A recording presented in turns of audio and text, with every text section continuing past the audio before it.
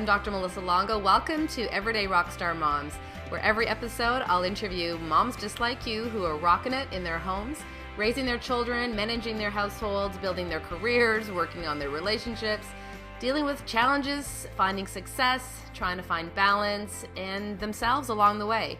Every episode you'll hear from women just like you of all ages and stages of motherhood, sharing their stories, life experiences, and leaving you with practical tips, ideas, and inspiration to help you rock your life. On today's episode, I'm chatting with Nikki Zavitz. Nikki runs a small business, is mother of 3 gorgeous girls ranging in age from 2 to 6 years, and married to her best friend for almost 10 years. Nikki is unschooling her daughters, and today we talked about how that decision came to be, and how that choice, as well as some of the other happy accidents, as she describes it, have flowed into her now having a life that she loves.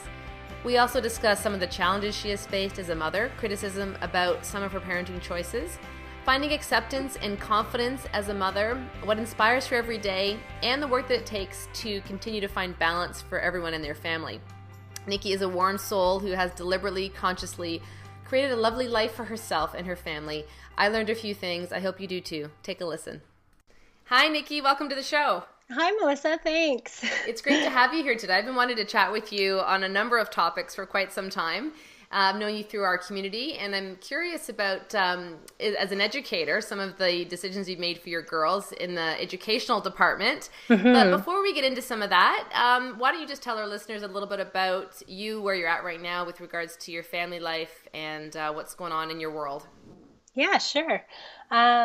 So I'm married. My husband's name is Joel. And we're actually going on 10 years this year, which is pretty exciting. Absolutely. Yeah. I have 3 daughters. Noah is my oldest. She's 6 years old. Ayla is 5. She just turned 5. And Chai is 2, but she's going on 3 next week. Fantastic. Yeah. So at the moment, I am at home with my kids. I am actually unschooling them. I taught locally in Collingwood for about 10 years. And after the birth of Chai, my 3rd baby, I just decided to take a very early retirement from teaching and to be with my kids. And then that eventually kind of organically, we came upon the lifestyle of unschooling. And I also run a small business called Zavitz Tribe Foods. And basically I provide pre-made healthy paleo meals and workshops and cooking information to many people in the area. So you're a busy lady. Yeah. Very full. Yeah. I don't know if I like the word busy, but thanks for saying that. I agree 100%. We say busy and it makes it feel like there's too much going on. Yeah. But everybody says busy, but yeah, life is full. That's for sure. Yeah. Yeah. So the first thing that comes to mind for me is you and your husband Joel, 10 years now, and you've had 3 kids in the last 6 years. Yeah. That takes a toll on your time together as a couple. What are some of your secrets to a long and happy marriage so far? Well, definitely Joel and I, we've always kind of been best friends from the get-go, which I think has been helpful. We met when we were pretty young, actually, in high school, and then started dating when we were 19. So, yeah, we've known each other a long time. We've grown together, evolved together, but we're definitely still different people. That's for sure. He's just, we're very supportive to each other. And he's especially supportive to me in all my crazy antics of the things I bring up to him. Hey, let's never eat bread again. And he's like a bread lover. So he's very, very, very supportive. But he also keeps me on my toes and honest about my life.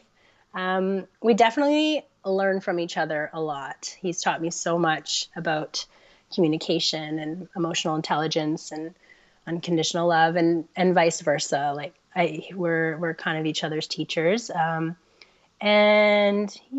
think when we got married, somebody wrote this in one of my cards and I never forgot it. And they just kind of said, always take care of each other. And that's just what we do. We just take care of each other and appreciate each other. And yeah, so far things are fun. It sounds blissful. Yeah, it sure is. And especially given that you have made some dramatic lifestyle changes, it sounds like since you stopped teaching in the school system.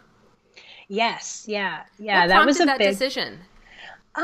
it was kind of a big moment for me. Again, with the birth of my third baby, um, we had a home birth for her, and everything went really great. But within the night, to make a long story short, in the night, I ended up hemorrhaging at home, and we were alone, Joelle and I. And I had a very traumatic experience, and unfortunately, fortunately, I didn't lose my life, but it was very close, and it was really scary. And from honestly, it's kind of one of those life-altering moments, and it actually was really that for me. It shaped me in so many ways, and it kind of that moment sort of screamed in my ear, like, this is it, be here now. And I realized that there was so much I was taking for granted in my life, and I just didn't want to continue to live unconsciously anymore. And I sort of had been living that way with, being fully dedicated to my job and having now these three young girls. And I just couldn't be everywhere at once. For me personally, it wasn't working for me. I definitely wasn't thriving. And having that experience just illuminated that gratitude for me that I have this beautiful life, this like river of abundance, and I was just letting it float by. And so that kind of brought me to wanting to just be with my kids. And that was the year Noah was supposed to go to JK as well. And I just ended up not sending her. And I said, you know what? I would have, she's just going to stay home with me, and we'll just see how it goes. And I just continued just raising my kids like any other parent has done up to school age for their children. They just live and love and learn with them. And most people then send their kids to school. And I just decided, we'll see how it goes. And then we kind of organically discovered the word unschooling. And I was like, well, that sounds kind of interesting. It's got a lot of connotation to it with the unschooling. So I looked into it a little bit, and it just, I don't know, it made sense. It fit. It sounded like what we've been doing our whole life as the kids were younger. And yeah, and then from then on, like, I have not looked back. It's been such a great but challenging lifestyle, but amazing as well. So.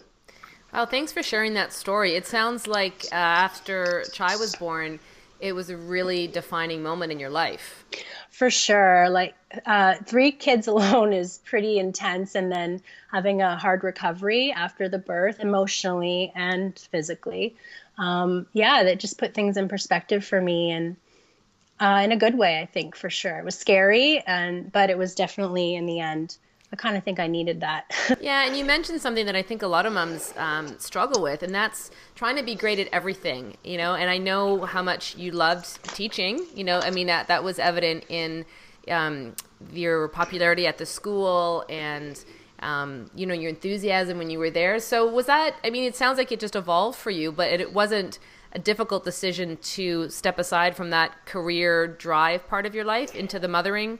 No, yeah, you're so right. It wasn't. I thought it would. Not that I thought it would be, but I wanted to be a teacher my whole life. And like you said, I loved my job. I was good at it.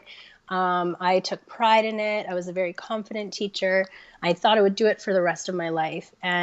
But when I decided that I was going to stay at home, it was a very easy decision.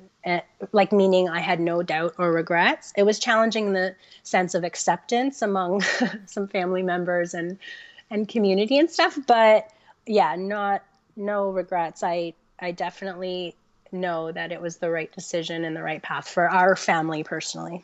So it doesn't sound to me like the choice for you to unschool with your kids was driven by your sense of lack in the educational system as much as it was more just a personal stage of where your girls are at right now? Or am I missing that? Yeah, that's how it evolved in the beginning, for sure.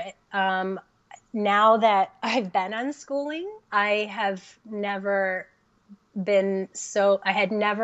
learned so much about learning since I started unschooling. That might sound crazy, but that's impressive being a teacher. Yeah. Yeah. In all my 10 years of teaching and my teacher's college and all the volunteer work I did. And I was a very dedicated teacher, always researching and trying to learn more. And honestly, since I kind of left that education environment, my world has just opened up on how learning happens naturally, and I learn more about children. And that could also have to do with just having 3 of my own. Most of my teaching career, actually half of it, I wasn't a mother. So that too is a huge thing.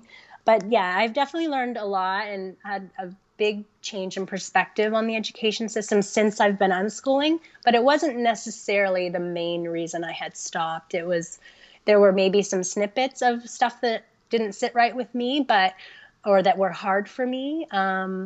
Obviously, any job has those roadblocks and challenges, but yeah.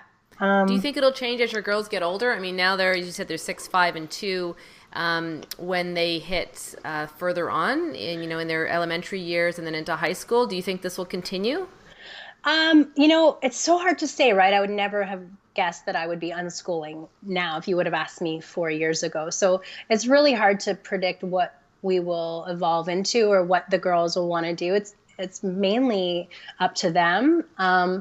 I hope that we would stay with it because it's been so incredible for our family, for our relationships, and for my girls just thriving in their environment, their natural learning environment. So I hope and I have wishes that we would continue to do it, but it's not really about control. That's the beauty of the lifestyle. So what tips would you give? You just said that you've learned so much about learning since you started unschooling. Yeah. Would there be tips that you would give to parents that do have their kids in public or separate schools, private schools, that are still wanting to enhance their child's learning experience?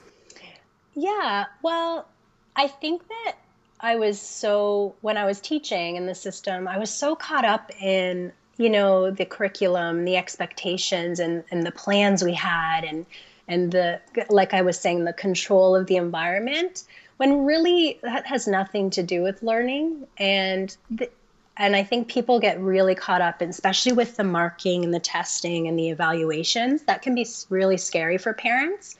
I think a good tip overall is just making sure you have the big picture in mind and your focus is on your child and their interests and who they are at that moment, and really supporting and loving them for that, because they get told, so much from so many things in our society and life, who to be, what to do, what to think, where to go.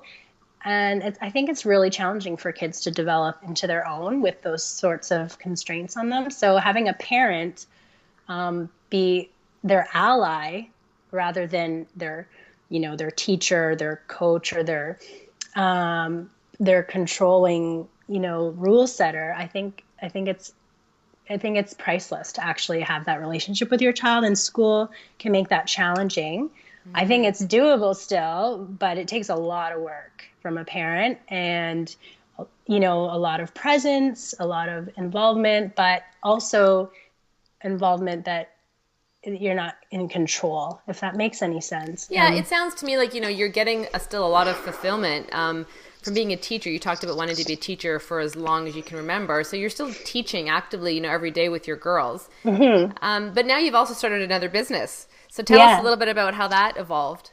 That was sort of a happy accident, actually. It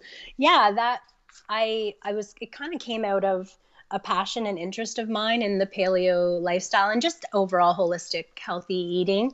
And I love cooking. And some friends of mine said, you should sell your food. It's so awesome. And I was like, I was like, I guess I could do that. I love doing it and it would be on my own time. And so I kind of dabbled in it, and it sort of took off from there. And it's been pretty great.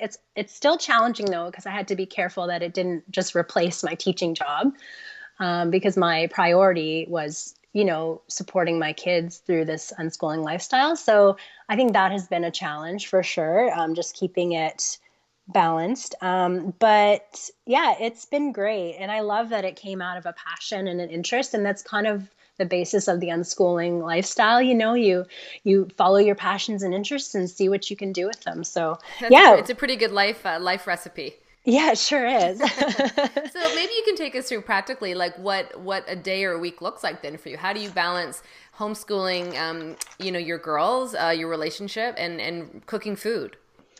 I try my business part of it. I kind of put out a weekly menu. Not weekly, sorry, monthly menu. So that way I can kind of choose times to cook when it's working. Like, you kind of just notice your kids are busy and into something of their own, then I can, prep a couple things for a cook. Or I've gotten creative with some really great friends who are also unschoolers to help each other out with taking our kids once a month. And I take theirs and they take mine. So I do actually get a whole day where I can commit to cooking. So I try to be creative with where it fits into my life. And then the unschooling is quite natural. It just sort of unfolds. It's always different. Every day is different. Some days are really laxy-daisy. Some days are super busy. We're all over the place. It basically probably looks like people's weekends, but it's all the time. So you make it all work, but where do you get time just for Nikki? Somewhere in there? That's definitely a challenge of mine. My husband's Joel's so great for that. He'll be like, you want to go for a hike this week? Tell me when. I'll come home early or we'll work it in. Like, he's very supportive in that way. That's something that's important to us. So I definitely am getting better at trying to balance. But it is a challenge because, as a mother, and most mothers, I think, feel this, every mother I've talked to anyways, there's that guilt, right, of leaving and taking time to yourself. But the how much it's worth to me is priceless, having those breaks and that decompression time and doing the things that I want to do. And I want to model that for my kids because I want them to do that as well when they're older. So yeah, but it is challenging for sure. Yeah, it definitely, it comes up fairly consistently. And I would say in all the podcasts we've recorded so far, the importance of self-care has come up with every guest. And, oh yeah, for sure. It's just little things that you can do. And I think as a woman, if taking care of yourself as a woman, it sounds selfish and it sounds like it's a luxury, but yeah, really you can't give your best to your family, to your partner, to your work if you're depleted. So taking small moments to fill up yourself, I think, is crucial. Yeah, definitely. Like staying in touch with those needs, right? And knowing what my needs are and if they're being met and checking in frequently. It's kind of something I also do for Joelle and that we also are doing with our kids. Like really paying attention to needs has so much to do with like your healthy behavior. So I definitely believe that. Yeah. Now you talked about healthy like food, that your diet is a huge part of how you're feeling and a health. Yeah. Are there other things that you would do within your lifestyle that help you perform your best? Yeah. Like being balanced. So we mentioned that. I think also having a plan to meet those needs. So not only knowing those needs, but really coming up with ways we can meet them as a family. Yeah, I love exercising and hiking, and I always feel like a different person after after I do that. I also perform at my best. Like I'm at my best when I'm really into my practice of, meditation and yoga and trying to be mindful. It's probably one of my biggest struggles and the hardest thing for me to do, yet it gives me the most positive reflection on my life when I am at that, mindful. Helps ground you. Yeah, for sure. But it's the hardest thing for me too. So it's something I've been working on for so many years, and I'm always working on it. And it's definitely going to be a lifelong kind of journey for me, and that's okay. That's just kind of my personality. Yeah, and as the girls get older and life changes, time changes too, and how much extra of it we have. Yeah. You've talked a little bit about when you made the decision to unschool that, you did get some challenge from people in the community or whatnot. I'm sure you've had, as a woman, as a mother, people challenge you on a variety of topics. Anything that stands out for you the most, and how have you dealt with it? Yeah, criticism is definitely and I'm sure you feel this way too. I think I'm getting better. I don't know if it's age or confidence in my choices in my life, but I'm getting much better dealing with it. In the beginning, I think I would get defensive, and because I have been challenged on many things with the paleo lifestyle and unschooling and home births and water births and, midwives and Been there. Yeah, exactly. So I think it's, to deal with it, I'm not really uncomfortable, like I said, now with the criticism. But I think the reason is I educate myself, I read a lot, I listen to podcasts. I try, and most importantly, I'm trying these things out for myself and then reflecting and kind of monitoring how they work for me and my family personally. And I'm confident in those choices. And also it's an art to be able to talk about your passions, especially when they're very different from people. Like the unschooling topic can be very challenging for people to think about and to consider, and even just to listen to. They don't have to agree, but it's challenging for people because school is so intertwined in everyone's lives. Everyone I know has gone to school, and it's a challenging topic, and often people might feel threatened when I speak about some passions. And it's a fine art talking about it without offending someone. And I'm getting better. It's challenging, and it's a learning curve, and I'm learning. But yeah, and also you can read the person who's questioning you. Are they intrigued? Are they being defensive? Do they want to know? Do they just want to hear so-and-so. So I'm getting better at it. Yeah, and I think for a lot of people, it's just the ignorance of what it's all about. I mean, I've For seen sure. it, in my practice, I see a lot of families and kids, and sometimes, there are kids in here in the middle of the day, and all the other people that come in, or, they start making conversation with the kids, and, oh, well, are you at school today, and what's going on? And it's always an interesting dialogue to listen to, but it's always been quite friendly. It's more, the adults are coming from it, like, they just want to learn more, and well, what does this look like for you then? And it's funny to hear the kids describe it. Well, actually, I'm learning this today, and today I'm going into the forest, and they're learning a lot more than you think they're learning. Yeah, and I also always have to remind myself, I was that person. When I heard that word unschooling, I had all of these judgments and connotations, and it was just sort of a little seed that was planted once it's mentioned, and then you think about it or you don't. And I have to remind myself that people are just curious, and yeah, everyone is different, but I do like talking about it. I love kind of, especially when the person is interested and intrigued and it's a great conversation. I love that. I thrive on that stuff. Now, you also talked about keeping the big picture in mind. Is that something that you and Joelle have actively worked on together? Like, do you sit down and think, what do we want for our kids, and how you talked about being more conscious? Like, how did that evolve for you guys? Or for you, because then it sounds like Joelle just goes along with some things when you introduce them. Yeah, Joelle is blessed with being naturally conscious. And it's something that I have to work at. I think, it's funny because I think our sit-down meetings when we start to talk about life, they usually are spurred by when things are getting hard. So that may be something actually we can work on with, maybe trying to be more proactive. But yeah, when I start to unravel is usually when we sit down and think about, okay, let's talk about what the big picture is here. How can we help? What are our goals?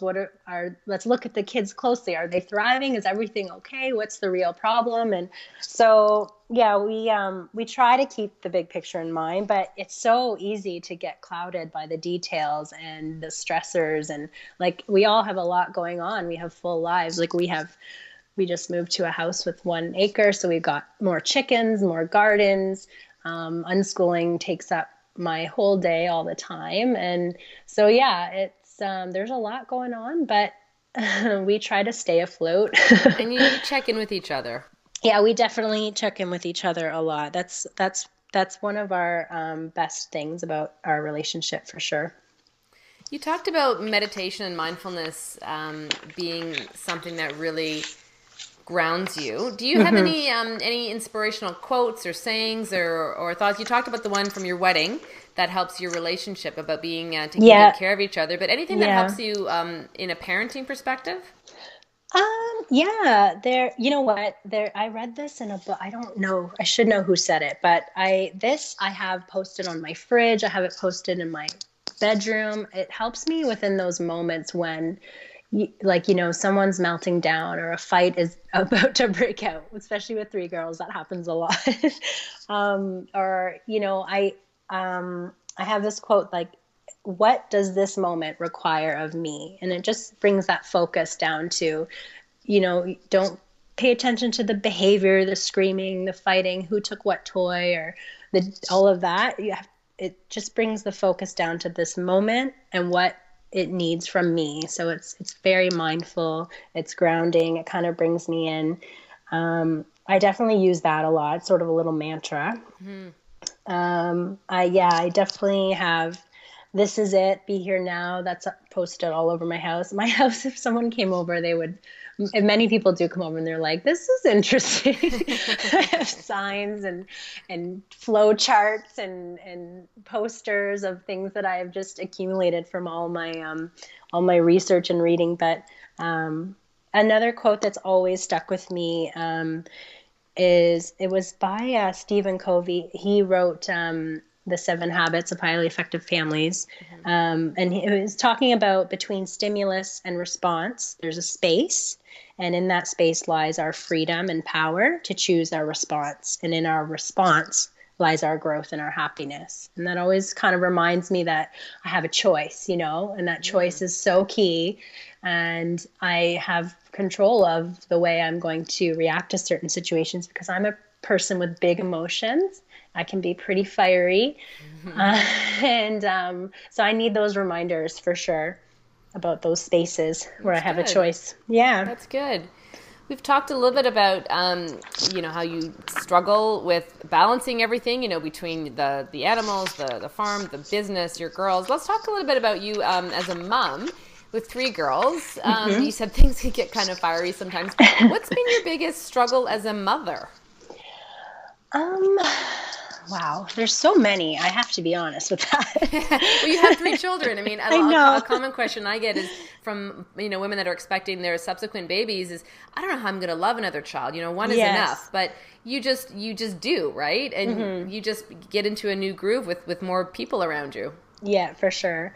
As a mother, like, my biggest challenge, it's a pretty general challenge, like, is meeting everyone's needs. Especially I don't know if the unschooling life makes that more of a frontal problem for me, but it's really challenging to meet all of their needs. Sometimes they're all coming at me at once all the time, and it's not always for a negative reason. Sometimes it's like really enriching stuff that I want to be there for all of them for. And I definitely find that very challenging. Which I think a lot of mothers do. I would say the same thing, and my boys are 9 and 13. And yet I'm still the pivot for them to make a lot of decisions. They come to me to not just referee between them sometimes, but how do I do this? How do I do that? I can't figure this out. And so to be that for multiple people can be challenging. Yeah, for sure. And then also meeting your own at the same time. So it's a juggling act. I'm forever trying to learn how to do that.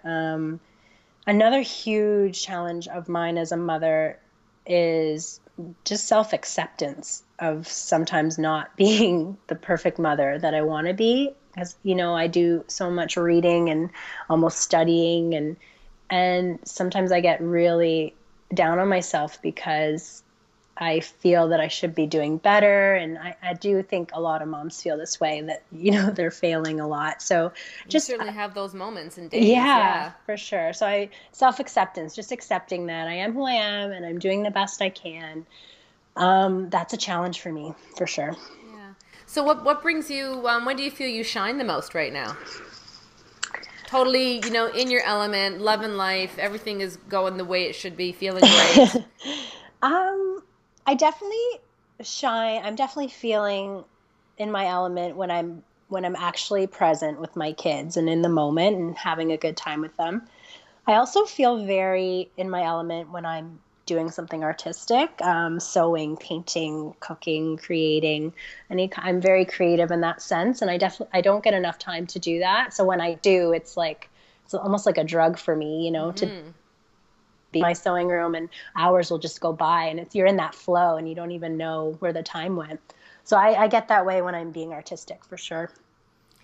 What would you say to yourself if you had to go backwards as a mother? Like, are there any choices that you made since Noah was born that you would go back and do differently? Yeah, I think in general, like, I don't know about small choices, like more specific stuff, but I think in general, with my first baby and even with my second, I just tried to control so much and fighting things, and I think I just made my life harder. And I think that's a lot of new moms feel that way, and they feel like they want to have control and do everything perfectly, and I still get that way, for sure, but I think I was like that the majority of the time with my first and second. Yeah, I think that I would also work on taking out the words like have to and shoulds from my vocabulary. They were just poison to me. I just had these expectations all the time. And yeah, those are things I would maybe say to my younger self. Fairly consistent, I think. One of the moms I interviewed talked about her oldest son being the practice child.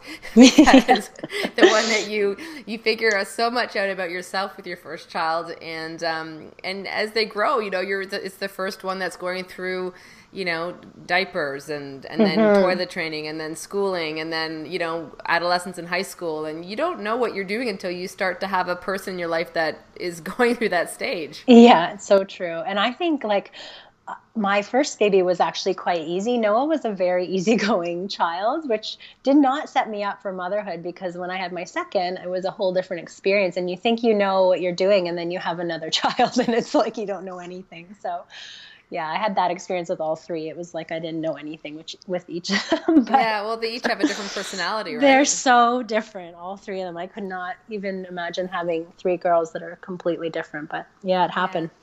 You've acknowledged too that a lot of women are trying to balance so much, and they're using, I should do this, and I got to do this, and I got to be perfect, and I've got to be, super, and have a clean house, and a great job, and great relationship. Do you think that moms can have it all? What do you think of that saying? Yeah, that's an interesting thing.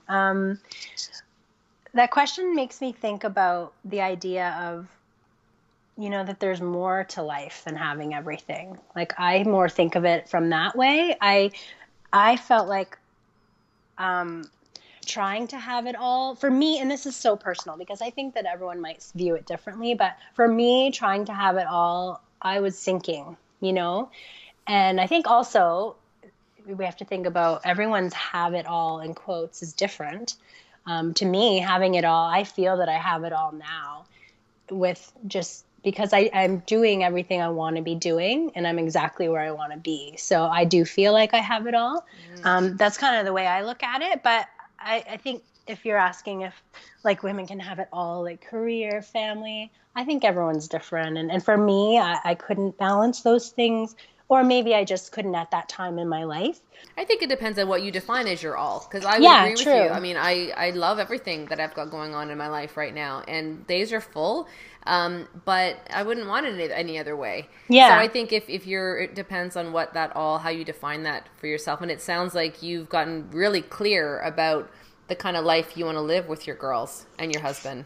Yeah, for sure. I try to be, and I try to make, like, it's sort of the goal of just living consciously and making those decisions for us and our family, and not necessarily based on stories that I maybe grew up with or have been told by society, or I'm trying to drop those. And that's an ongoing journey as well. But yeah, having that be our choice is important.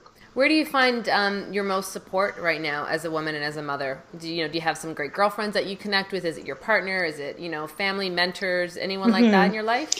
Definitely my partner, Joelle, is probably my biggest support. And then I have so many great groups and nets of women in my life. There's an amazing we're developing some really great friendships with some unschooling families in town. I have some amazing friends who I've just known for many years since I've lived here. I have some great friends that I've met through some sports that I've done, and everyone is kind of supportive in a different way. And I think people have that. They have friends for different reasons, and so I have a lot of great nets.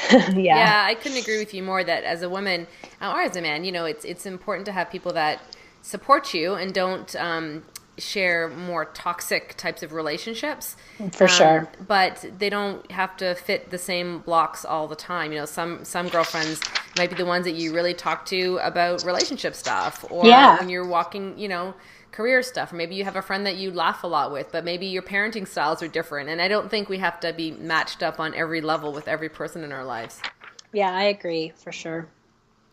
Thank you so much for being here today. Do you have any final thoughts or anything you'd like to just add for our listeners before we end this call?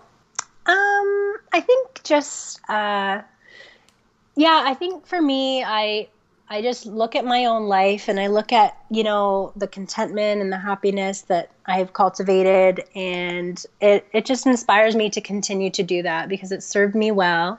And that's what I wish for every woman. And I think I love having these open, authentic conversations with people, and especially like people like you, Melissa. And I thank you for having me on here. It fuels my soul to be able to talk about stuff like this and connect with other people who are also living their passions. And so thank you so much for inviting me on. Oh, my pleasure. I think all moms are rock stars, and it's something to be celebrated that you've made some interesting decisions in your life that work really well for you and your family. And I celebrate that for you guys. Thank you. Thank you so much. Have a great rest of the day with your family, and we'll talk to you soon. Okay. Thanks, Melissa. Bye.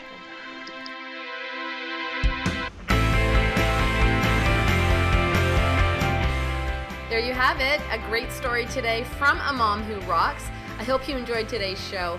Be sure to head on over to iTunes and subscribe to the podcast so that you don't miss out on any future episodes. When you do that, I'll be sending you a copy of my top 10 tips for moms. These are some of my personal practical strategies I believe that as women we can all benefit from and help us be emotionally and physically as healthy as we can be. When you're also there on iTunes, I would also love it if you left a review. It's really important to leave some reviews because that helps other people find the podcast, and it helps inspire them to listen and potentially gain some insight from the podcast. Tell other moms that you know would benefit from this show, or most certainly nominate them and let me know who you think I should be interviewing. I'd love for you to connect with us on Facebook as well. Head on over to Everyday Rockstar Mom and join our community there. Thanks so much for joining us today. We'll see you next time.